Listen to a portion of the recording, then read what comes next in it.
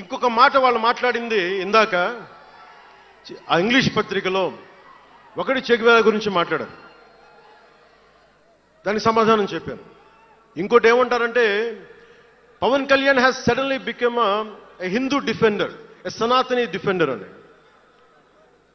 Do have to become a defender for Sanatana Dharma? It is within my blood. I don't have to prove it. ఈ రోజు today maybe you might be seeing it today. Always I had it in my blood. నేను 21 years లో కూడా 14 ఏళ్ల వయసు నుంచి right from the age of 14 I was doing దీక్ష. 14 సంవత్సరాల నుంచి ఎప్పుడు అయ్యప్ప దీక్ష చేసేవాడిని. మొన్నే మా అన్నయ్య, మా నాగబాబు, మా అమ్మ, నేను ఒక ఫోటో చూపించారు ఎవరో. నేను కాషాయ బట్టలో ఉన్నా.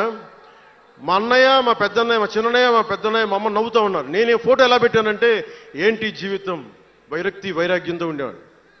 అంటే నేను నా ధర్మం మీద నాకు అంత గౌరవం. సో నాకు మీరెవరు కొత్తగా సర్టిఫికేట్లు ఇవ్వాల్సిన అవసరం లేదు. నేను మీకు ప్రూవ్ చేసుకోవాల్సిన అవసరం అంతకంటే లేదు. అంటే చిన్నప్పుడు ఎలా ఉండేయంటే పరిస్థితులు,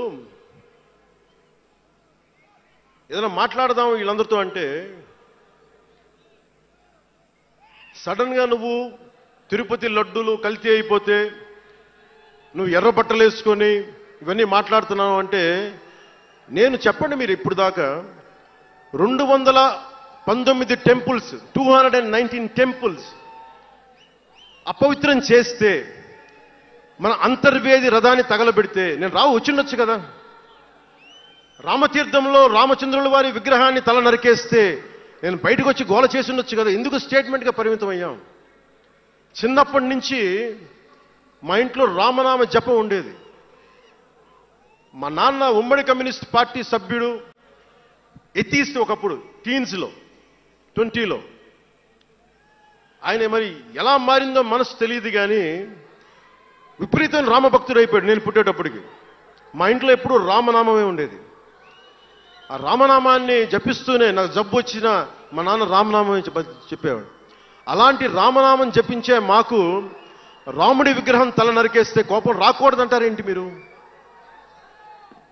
ఇదే మీకు ఒక మహమ్మద్ ప్రవక్తకి పవిత్ర రంజాన్ మాసంలో మహమ్మద్ ప్రవక్తకి మీరు ఒక మాటని దూషించగలరా?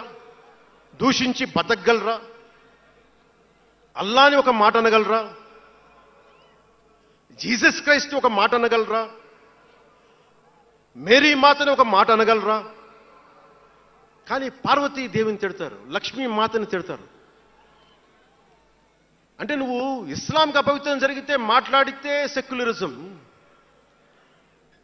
జగన్మాతకి కానీ, పార్వతీదేవికి కానీ, శివుడికి కానీ, రాముడికి కానీ, అయ్యప్పకి కానీ అపవిత్రం జరిగితే మా మనోభావాలు బాధపడకూడదు, గాయపడకూడదు, నోరు మూసుకొని కూర్చోవాలి.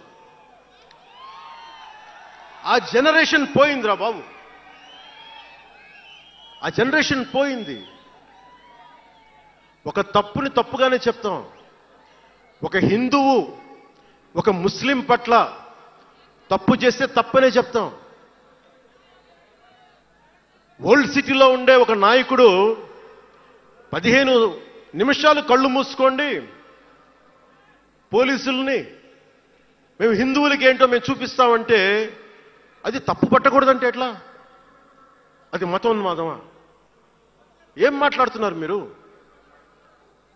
బతుకమ్మ బతుకమ్మ బతుకమ్మ అని చెప్పి బతుకమ్మ పాటని మీరు వెటకారం చేసి ఓల్డ్ సిటీ నాయకుడు మాట్లాడితే దాన్ని డిఫెండ్ చేసుకోవటం హిందూ అహంకారం అంటే నేను ఏం చెప్పండి? నేను అంటే అల్లాకు ఒక న్యాయం, మహమ్మద్కి ఒక న్యాయం, అమ్మవారికి ఇంకో న్యాయమా? అలా కుదరదు బాబు. ఈ ధర్మం అందరికీ సమాన అవకాశం ఇచ్చింది.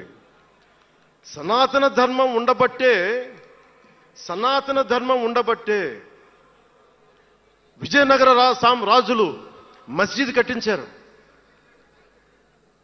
సనాతన ధర్మం కాబట్టే బంగ్లాదేశ్ని హిందువుల రక్తంతో తడిపి బంగ్లాదేశ్కి విముక్తి కలిగించాం.